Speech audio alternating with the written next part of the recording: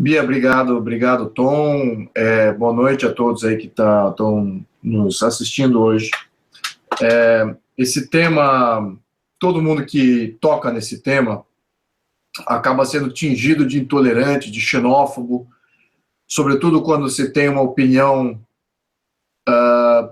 clara com relação ao que deve ser ou não deve ser uma cultura aceitável, um comportamento aceitável, valores aceitáveis, valores não aceitáveis.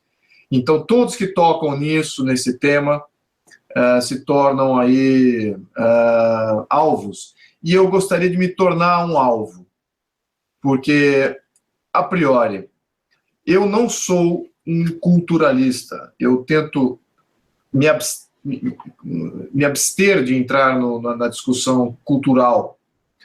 Eu analiso sistemas de governo, eu analiso constituições, apesar de ser um leigo, não ser um jurista como o Bia ou como o Tom, eu vejo como um leigo, como talvez um leigo qualificado. E o que eu posso entender, o que eu posso dizer sobre cultura? Ela tem um efeito, sim, claro que é limitado. Uma vez que há uma imposição de leis, uma imposição de organizações, a cultura pode ou não afetar. Muito bem. O que significa isso? Vamos entender aqui, Brasil, por exemplo, é um exemplo. Desde que começamos a adotar constituições interventoras, constituições socialistas, comunistas, como a de 34, a de 37, a de 46, a de 67, e também a de 88, nós temos esse fenômeno que é leis que pegam e leis que não pegam. As leis que pegam estão em linha com o comportamento cultural do brasileiro. As leis que não pegam estão indo de encontro à cultura do brasileiro. Então, cultura tem um efeito, sim, em resistir, sobretudo quando você quer criar um sistema, quer criar um conjunto de leis que é completamente avesso a essa cultura. Então, sim, a cultura cria uma certa limitação. Então, eu vejo isso nitidamente, sobretudo quando se tem constituições interventoras. Existe uma cultura de ser humano em que a intervenção de Estado é muito bem-vinda, em que a burocracia, tomando conta de tudo, é muito bem-vinda. Eu acho que existe. E ela não é cristã. A cultura cristã não preza por isso. É por isso que temos leis que pegam, outras leis que não pegam. Então, a cultura cristã, ela preza pela liberdade da família. Não estou dizendo que liberdade está lá nas encíclicas da igreja e nos aprendizados da igreja. Eu também não sou um expert em igreja católica aqui, sei alguma coisa. Mas eu sei que a igreja está muito em linha com as famílias em controle de si próprias, a defesa da família como célula-máter da sociedade. E, quando se tem outras culturas, por exemplo, a islâmica, ela é uma cultura muito mais... A leitura do Alcorão também, estou me excedendo aqui, eu não sou um expert em Alcorão, mas o que me falaram, pessoas que leram o Corão e que interpretaram o Corão, eu acho que é aí que está uma grande sacada. O Alcorão não é cabível de interpretação. Ele não pode ser lido como a Bíblia, em que a Bíblia pode ser interpretada. O Alcorão não pode ser interpretado. Aquilo que está escrito é aquilo que está escrito. E o que está escrito ali, nós sabemos muito bem. Nós vemos aqui nos meios de comunicação, sobretudo nas mídias sociais, que está se apresentando aí uma cara do islamismo que não é muito bem aceita e muito bem-vinda numa cultura, num âmbito cristão. Então temos aí algo a se debater, sim, com relação à cultura. Tá? E onde que entra a tolerância nisso tudo? Bom, vamos entender. A cultura judaica é uma cultura não necessariamente proselitista, não quer incluir muitos na cultura judaica, mas eles são extremamente tolerantes. A cultura judaica é extremamente tolerante. A cultura cristã, ela é tolerante também, e ela é inclusivista. Ela também gostaria que você se tornasse um cristão. A cultura islâmica, ela é inclusivista. Ela quer que você se torne, que você se submeta, né, ao Islã. Mas ela não é tolerante. Aliás, ela não é nada tolerante. Ela prega intolerância. Então, aqui já me excedi aqui com relação ao meu conhecimento com relação a isso. Então, o ponto que a gente tem que determinar aqui como país, como Estado, é se, de fato, temos que impor limites nesse âmbito cultural. Temos que ser tolerantes, sim, mas e como tolerar a intolerância? Isso vale? Temos que aceitar isso? Estamos vendo aí uma série de eventos na Europa, uma série de eventos nos Estados Unidos, ataques terroristas, boa parte deles, todos islâmicos, não são terroristas, claro, mas é uma boa facção. Eu até agora não vi a facção moderada islâmica. Eu não vi os interlocutores da paz que se dizem islâmicos. Eu adoraria ver. Adoraria que eles se apresentassem e disseram, olha, nós rejeitamos o terrorismo, nós rejeitamos o radicalismo, nós somos os moderados e queremos dialogar com as culturas cristãs, esses não se apresentaram. Ou foram sufocados pelo radicalismo, ou de fato eles até ajudam ou querem, ou vê com bons olhos essa radicalização, se é que pode-se dizer que é uma radicalização e não a cultura per se. Não sei, o veredito ainda está por vir. Mas eu acho que a opinião pública mundial já decidiu isso. E considerando isso, e considerando que a gente ainda não sabe muita coisa, a nossa ignorância do que é essa cultura, do que isso pode levar, o que pode acontecer de você, de fato, tornar o país... vamos entender aqui que a gente está definindo cultura de uma maneira errada também, né? E bem limitada. Estamos definindo como religião, e não é o caso. A cultura não é bem só religião. A religião é um dos aspectos da cultura. Então, podemos aceitar, sim, islâmicos? Claro que podemos aceitar. Tem uma boa, ao menos o que transparece, que islâmicos, eles não são só da facção radical. Agora, como fazer essa triagem? Como deixar os malvados de fora e trazer os bons islâmicos para dentro? Adoraria entender isso. Não há fórmula ainda. Enquanto não há fórmula, qual é a postura nossa como país com relação a isso? Essa aqui é a pergunta que temos que fazer a todos nós, né? E fazer uma introspecção. Não podemos rejeitar uma religião. Não temos que dar liberdade de culto. Ok, eu concordo. Agora, se em fazendo isso estaremos abraçando a intolerância, eu acho que temos que nos defender. Eu acho que temos que criar limites. Temos que nos refinar. Isso dito, o Brasil tomou uma série de decisões irresponsáveis, baseados na total ignorância e no total... como é que eu diria? Não respeitou os fatos e a experiência da Europa recentemente. Então, nós abraçamos uma lei de imigração, que é uma lei de imigração que pode mudar o Brasil, pode mudar a cultura do Brasil, pode mudar até mesmo a língua do Brasil, pode mudar tudo no Brasil. Por que eu estou dizendo isso? E eu não estou radicalizando aqui. Porque simplesmente não há limites. Não há limites que foram colocados dentro dessa lei. Muito pelo contrário, essa lei escancara com qualquer limite do razoável de entrada de pessoas de outras culturas que não sabemos se estão alinhadas com a ideia de Brasil, o conceito de Brasil, a religião brasileira, ao menos aquela que é predominante aqui no Brasil, a língua portuguesa, não sabemos disso. Foi uma lei imposta pela ONU, o Temer, junto com o Aloysio Nunes, do PSDB, senador, que foi o relator dessa lei, passou essa lei, basicamente, Pareto Passo, ainda fez alguns ajustes, na minha opinião, mais absurdos ainda. Vou entrar nesses detalhes, tá? Eu vou postar perguntas aqui para vocês, talvez num segundo bloco, para deixar os outros falarem, já que eu estou limitando aqui o tema.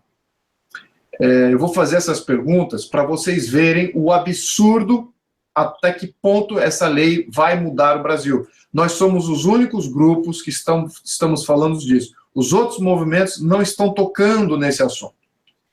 Os outros movimentos estão buscando likes, estão buscando cliques, estão buscando joinhas no Facebook, e todos eles não estão olhando esse tema porque ele é um tema muito impopular. Ele é um tema muito delicado. Vamos ser taxados, vamos ter alvos nas nossas cabeças após esse hangout, eu tenho quase certeza. E vamos ter maiores ainda à medida que vamos trazendo mais detalhes sobre essa lei.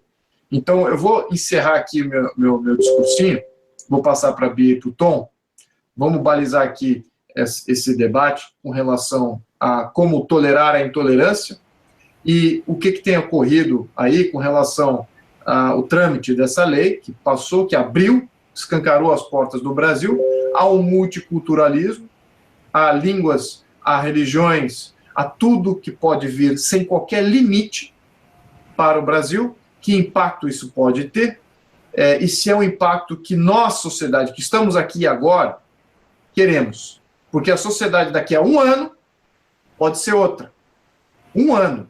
Tá? Em um ano a sociedade brasileira pode mudar, sim. E eu vou dizer por quê quando eu fizer as perguntas. Eu passo a bola aqui para o Tom e para a Bia. Muito obrigado, boa noite.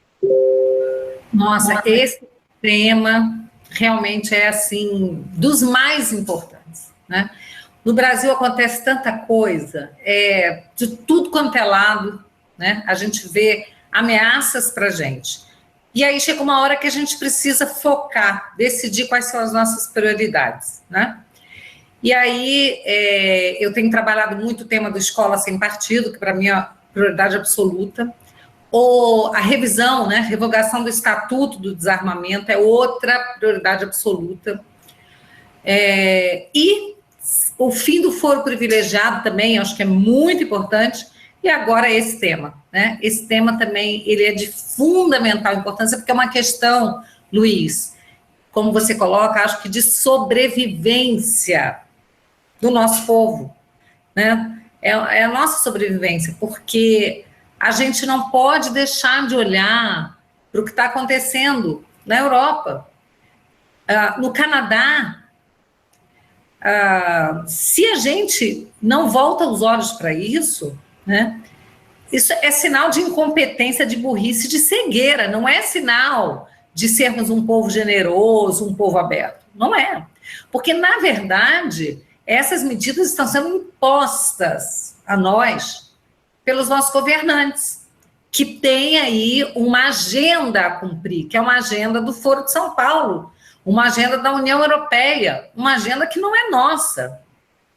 Então, o brasileiro nunca foi um povo preconceituoso, xenófobo, nunca foi.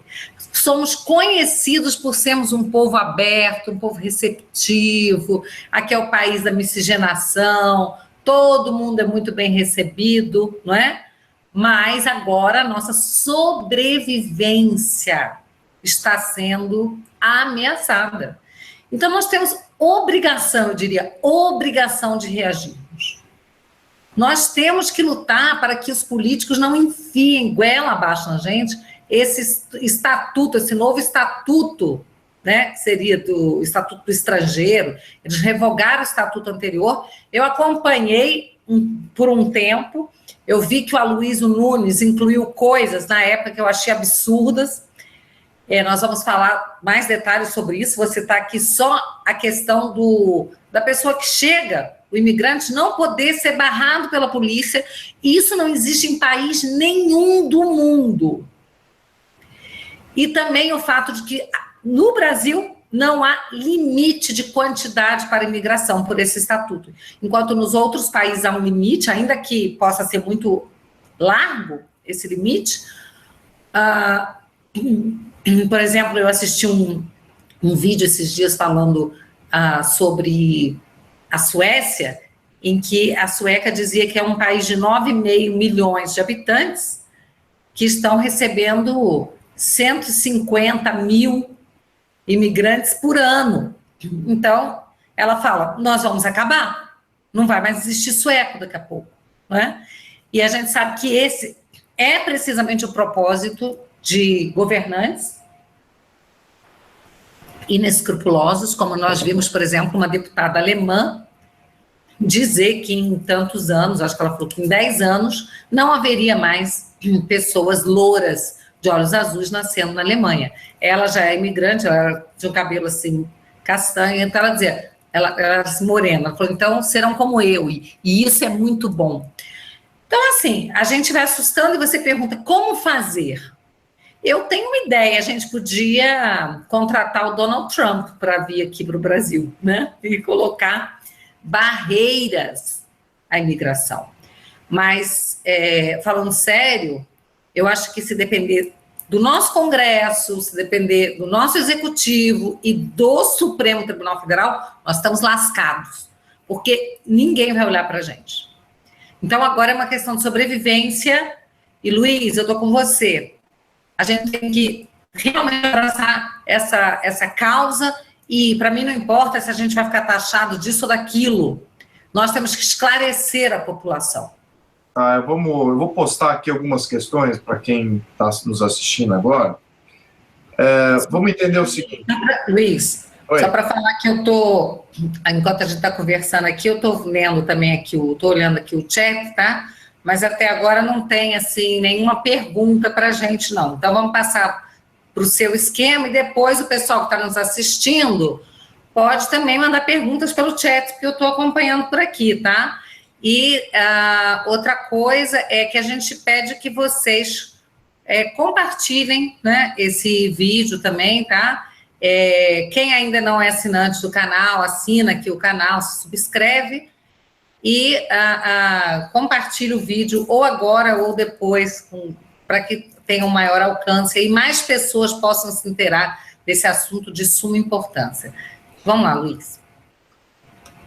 Obrigado, Bia. As questões são as questões da própria lei. Só para entender o contexto dessa lei e algumas historinhas que está por trás dessa lei, tá? Para que todos entendam. Não vou citar nomes aqui, mas um amigo meu da Polícia Federal, em 2014, o Jeca, o ministro da Justiça, da Dilma, passou uma norma que alterava a lei de 1946, se eu não me engano, ou de 67, que era a lei que regulamentava imigrantes. Então, isso já era inconstitucional. Uma norma não pode alterar a lei, mas é isso que o Jeca fez. Essa norma é o que hoje se tornou lei. E o que acontecia de 2014 até a Dilma ser impeachada? Esse delegado da Polícia Federal, que fazia controle de fronteira em um aeroporto muito conhecido do Brasil, ele tinha que admitir procurados da Interpol diariamente. E de acordo com o que ele me relatou, ele lidava diretamente com o Jeca, e o Jeca pedia para que houvesse a liberação, sendo que, de acordo com a lei, ele teria que prender aquele procurado da Interpol ali, em flagrante naquele momento de entrada no país. E o Jeca pedia para libertar. Não, deixa ele entrar no Brasil e a gente vai buscar ele de outras formas. Claro que isso não sucedeu. Quando ele me relatou isso, eu fiquei extremamente preocupado, porque ele me falava que era 3 procurados da Interpol por dia que entravam no Brasil, ao menos quando ele estava lá fazendo a sua ronda. Então, isso é um relato, não vou citar nomes, isso também não vou usar como prova de absolutamente nada, mas foi uma conversa que me alertou ao tema. Tá? Uma das questões pela qual agora esse tema agora é comigo. Agora eu estou incumbido de ver isso até o final. Muito bem. Então, essa lei agora passa. Essa lei passa em 2015, já passou no Senado. Final de 2016, passou na Câmara de Deputados. E final de 2016, dezembro, eu acho que foi dezembro que Temer já sancionou. Então, só para entender, não há mais o que fazer. Ela virou lei. Agora eles vão implementar essa lei. E vemos aí Globo, vemos aí os meios de comunicação, vemos aí o próprio PSDB falando, não, vamos aceitar, vamos abrir os braços para essa nova lei de imigração, vamos abrir os braços e tal, vamos recebê-los todos.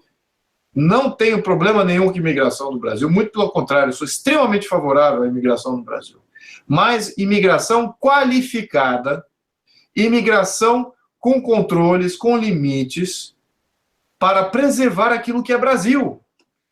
É isso que precisamos. Agora eu vou fazer algumas perguntas que derivam da leitura dessa nova lei, que agora é a Lei de Imigração do Brasil.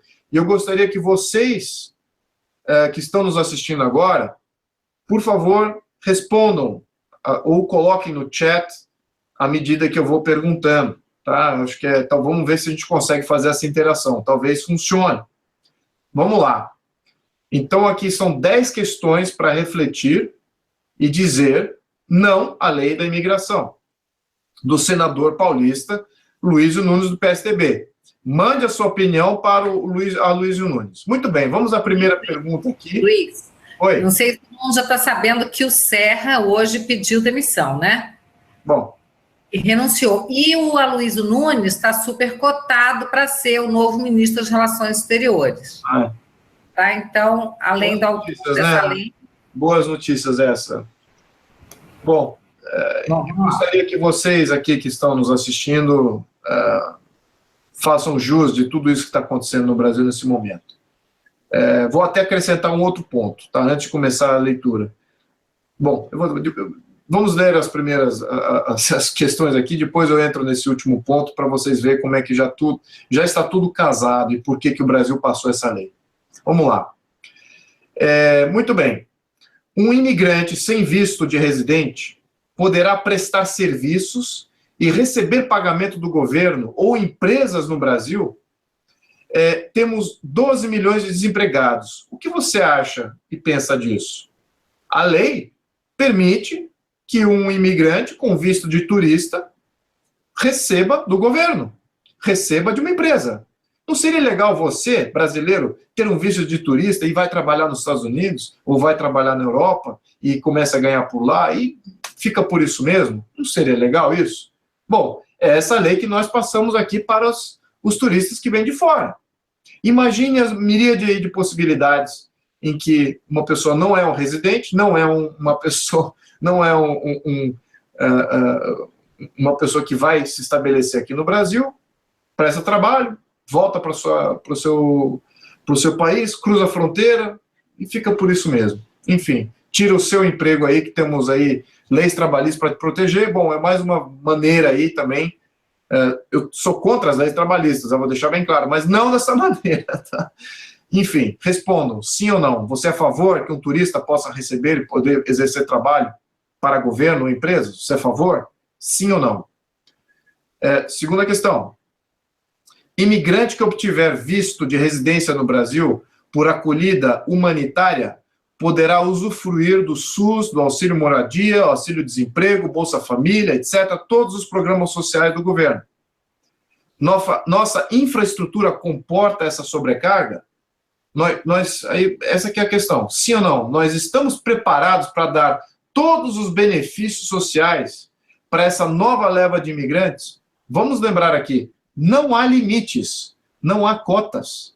Então, vamos entrar, tem perguntas mais contundentes. Pode falar, Tom. Tem um detalhe nessa sua segunda pergunta que eu reputo interessante. A estrutura dá conta dos brasileiros? O SUS está legal para os brasileiros? Porque se estiver 100% dos brasileiros sendo atendidos num padrão de alta qualidade, por que não abrigar mais algum outro cidadão? Mas se a estrutura sequer dá conta dos brasileiros, como dará conta de mais um cidadão? Esse é um detalhe, é um parâmetro objetivo para responder essa sua pergunta. Dará conta para receber o mundo inteiro, a carência do mundo no Brasil? Eu faço a pergunta colocando um parâmetro. Dá conta hoje só dos brasileiros? Essa é a questão. Pois é. Bom, primeiro o Brasil, né, Tom? Primeiro o Brasil, né? Aqui a gente está colocando o Brasil como... Bom, isso eu vou entrar no final. Agora, terceira pergunta. Moradores estrangeiros de fronteira, turistas no Brasil, poderão portar arma no Brasil e ter livre acesso pela fronteira, mas o brasileiro não tem o direito de portar arma. Você acha isso justo? E isso está na lei. A lei preserva o direito de porte de um turista ou de um povo ribeirinho, como ele coloca, né? Agora criou uma nova segmentação social. É um povo ribeirinho, ele não é nem turista, ele não é imigrante, ele não é um refugiado humanitário, ele é um povo ribeirinho. Então, um povo ribeirinho lá da Colômbia, com as Farc, poderão passar armados e nós temos que respeitar isso. Tá? Tá na lei. Eu vou ficar emocional aqui, desculpa, pessoal, porque realmente é um afronto, tá? Mas, enfim. Vamos à quarta aqui. Nossa segurança de controle de imigração não será aprimorada. Não há nenhum projeto relevante nesse sentido. O que nos protegerá de imigrantes terroristas? Bom, não sabemos o quê, mas você acha que é razoável, sendo que não há nenhum plano, nenhum projeto, nenhum método para controlar a entrada de terrorista no Brasil? Aliás, pela conversa que eu fiz anteriormente, você viu que eles estavam até abraçando terroristas até a Dilma sair. Estavam abraçando. Agora é lei. Então, você acha isso positivo? Quinta pergunta aqui. Imigrante tem que ter tratamento especial e legislação especial de proteção acima dos direitos dos brasileiros? Por favor, responda. Porque essa lei, de certa maneira, dá direitos especiais e tratamento especial ao imigrante, acima do seu direito cidadão. Ô, Luiz, diga. Na questão das armas fica muito claro isso. Exatamente. Agora, vamos entender, a população do Brasil qualquer 200 milhões, pouquinho mais, né, pouquinho mais de 200 milhões. Então, vamos supor que 200 milhões, que é a atual população do Brasil hoje, que venha mais 200 milhões de refugiados, humanitários, dependentes de serviços públicos, quiserem entrar no Brasil de uma só vez, por diferentes caminhos. Seja eles da América Latina, seja eles lá do Oriente Médio, da África, Ásia, de onde for. Isso é possível, tá? De acordo com a nova lei. Como não tem limites, isto é uma possibilidade. Muito bem. Você é favorável a isso? Você, brasileiro cidadão, você subscreveu a isso? Isso não vai afetar o que é o Brasil, a nossa cultura, nossas leis? Não vai afetar em nada? É uma grande responsabilidade, uma grande ignorância achar que não vai afetar em absolutamente nada. Podemos receber aí o mundo inteiro vir para o Brasil que não tem absolutamente nenhum problema. Muito bem. Sétima questão. O povo brasileiro precisa mudar sua cultura via propaganda do governo para aprender a receber os imigrantes? É isso que está na lei. A lei pressupõe que haverá propaganda de governo para mudar você, brasileiro, para que você aprenda a como eles, a absorver eles. Então, é você que é o errado, não é o imigrante que tem que aprender o português, que tem que tolerar como nós nos comportamos. que tem que abraçar a nossa cultura, o nosso jeito. Não, eles não têm que fazer absolutamente nada. É você que vai ter que aprender a lidar com eles. Isso está na lei. Detalhe. Você favorável a isso? Oi? Isso acontece, tem acontecido na Europa. Os muçulmanos lá, eles simplesmente não têm o menor interesse em aprender a língua do país, em aprender os costumes, eles não se adaptam, eles querem que o povo local se adapte às regras dele, né? Então, a gente está vendo isso acontecer lá, já não deu certo na Europa. Obviamente que não vai dar certo no Brasil, e é errado por princípio. Cada vez que você vai lendo, bem que você falou que você ia ficar emocional, eu estou ficando muito, até porque eu tinha me esquecido que a lei já tinha sido aprovada. Depois que você falou, eu me lembro, porque foi tudo feito assim de afogadilho mesmo. E aí, quando a gente viu, já estava aprovado. Então, é um escárnio. É um escárnio para a população fazer isso. Agora vem mais uma facada aqui, bem perto aqui da jugular. Imigrantes residentes, não cidadãos. Tá? Eles são imigrantes residentes. Não são cidadãos ainda. Tá? Podem formar partidos políticos e criar sindicatos. Você concorda com isso? Imagina essa horda que fala uma língua que não é a nossa, que tem uma cultura, ou talvez um jeito de se comportar que nós não sabemos se é o nosso. Eles não têm que jurar bandeira, não têm que falar português, não têm que absolutamente nada. Nós é que temos que adaptar a eles. Muito bem. Então, eles entram, e agora o que acontece? Eles podem formar sindicato e formar partido político? Como é que é isso? Tem um detalhe aí, Luiz. Eu fico pensando aqui com os meus botões. Se nós fôssemos invadir um país para dominá-lo, o que faríamos? Eu não tenho dúvida, tiraria um xerox dessa lei e implementaria no país que eu pretendo dominar. Porque a dominação, ela passa exatamente por essas etapas. Você não absorve a língua local, você impõe a sua, isso é uma dominação. Né? De fora para dentro. Você você toma o governo local, então o partido político, você só mudou o estilo, você não toma na força, como era antigamente, mas você toma através de uma legislação como essa. Então me parece que é uma legislação com objetivos claros e... Eu vou chegar aí nisso. Vamos lá. Eu vou terminar e vou chegar nesse teu ponto aí. Eu vou pular aqui uma questão que tem um fluxo melhor. Lembra de quando nós fizemos as manifestações lá em Brasília contra Dilma, etc. e tal? Lembra que eles estavam falando que já estavam vindo paraguaios e bolivianos e venezuelanos estavam entrando? Houve esse boato. E que a Força Nacional chegou a bloquear alguns ônibus fora de Brasília quando foi da leitura do impeachment. Vocês lembram desses fatos, né, Tom e Bia?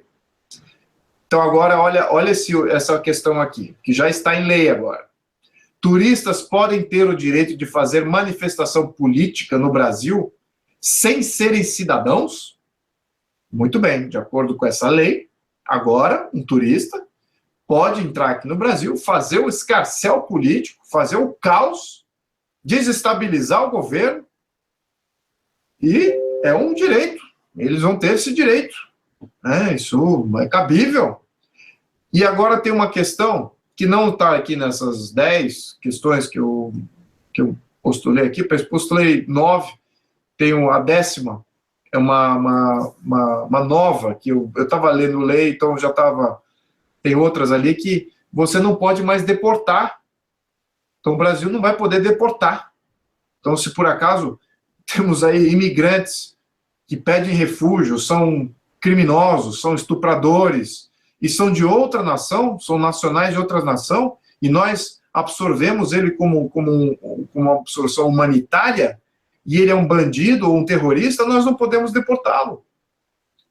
Bom, é o seguinte, isso tudo reflete, é um reflexo, é um pequeno reflexo, mas veja o impacto deste pequeno reflexo, de ter um poder ilegítimo no comando da nação, e com muito poder. Nós, brasileiros, não temos o poder de remover um cidadão como o senhor Aloysio Nunes. Não sabemos, não temos transparência para saber que parcerias ele está fechando internacionalmente. Não temos essa transparência. E o que acontece? Esses acordos são fechados. Agora, recentemente, a Theresa May, que é a primeira-ministra lá da Inglaterra, conservadora, etc., já fechou suas fronteiras, ou está querendo fechar, ainda está querendo criar empecilhos lá, mas ela já declarou que, isso declarou publicamente, podem procurar, Theresa May com relação à imigração. Ela já declarou que a América Latina vai receber da Europa e da Inglaterra pagamento, ou seja, vamos fazer um mais médicos ao reverso, né? Eles vão mandar imigrante e vão pagar para a gente receber os imigrantes aqui no Brasil. Ela não teria dito isso, pessoal, se já não houvesse embasamento jurídico para que isso se materialize. Ela não é uma pessoa irresponsável, ela é uma primeira-ministra conservadora. Se ela fosse da esquerda inglesa, tudo bem, ela falaria um bravado populista como esse, sem ter um acordo já firmado. Mas, no caso dela, ela já tinha esse acordo firmado. Tá? Ela não é a culpada, que a culpada é a ONU, que é dominada por países árabes, a Arábia Saudita e tal. E o que a Arábia Saudita está fazendo com relação a isso? Está fazendo muros contra esses terroristas. E nós aqui estamos abaixando a guarda para absolutamente tudo que pode ser de ruim do mundo inteiro. Vamos fazer aqui uma movimentação com relação a isso. O senador Aloysio Nunes, de todos que estão escutando aqui, ele não pode mais dormir muito bem, porque eu não estou dormindo bem com essa lei passada. Eu não sei se você vai conseguir dormir bem, porque ela já é lei. A partir de hoje, aliás, a partir do 1º de janeiro, ela, se não me engano, Bia, você me corrige, foi sancionada em dezembro. Eu acho que ela já está em vigor já a partir de 1º de janeiro desse ano, se eu não me engano. E entendam, hordas poderão entrar no Brasil e não temos nenhuma maneira de controlar, não temos nenhuma maneira de absorver, não temos nenhuma maneira de você criar métodos que protejam a sociedade brasileira, muito pelo contrário. Ela ofende a sociedade brasileira e força que nós nos adaptemos a essas novas culturas que estão para entrar no Brasil, seja lá qual for. Imagina que se for uma língua aí mais difícil ainda da gente se adaptar. Vamos ter aqui, vai ter propaganda do governo para isso também. Muito bem, pessoal. É isso. Olha, temos um grande problema pela frente. Eu vou encarar isso, é uma missão minha, acho que a Bia pode ajudar muito, Tom, idem. É uma questão legal, porque a lei não é pequena, tem vários artigos aqui, acho que tem mais de 100 artigos. Eu estou colocando isso tudo no meu fanpage, tem também no fanpage do Movimento Liberal Acorda Brasil, tem alguns juristas também do Movimento Acorda Brasil que estão olhando nisso, e estamos vendo, junto ao Ministério Público, junto a outros órgãos, como que nós vamos fazer uma defesa do Brasil. Mas é aqui, pessoal, a defesa começa aqui, é legal antes. Então, vocês todos podem ajudar nesse processo. E eu tenho certeza que a gente vai conseguir ter um impacto. Eu tenho certeza, porque o descalabro está demasiado. E o momento político não é para esse tipo de descalabro. O momento político é para o oposto. É para que nós retornemos à sanidade. E não para que passe esse tipo de lei completamente irresponsável. Muito bem, eu passo a bola aí para Tom e Bia. Obrigado, pessoal.